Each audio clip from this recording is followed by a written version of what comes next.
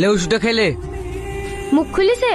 না ম্যাডাম, কাল থেকে কিছু খাওয়া দাওয়া করেনি তো, তার উপর আবার প্রচুর টর্চার করা হয়েছে, অজ্ঞান হয়ে গেছিল।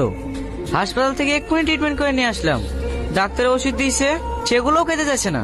ঠিক আছে, তোমরা বাইরে যাও, আমি দেখছি।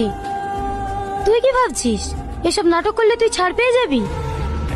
আমি নাটক করছি না সালমা, তোমরা যদি আমাকে মেরেও ফেলো না, তবু আমি শুধু একটা কথাই বলবো, আমি এসবের কিচ্ছু জানিনি। দেখো, আমি তোমাকে একদিনের জন্য হলেও ভালোবেসেছি।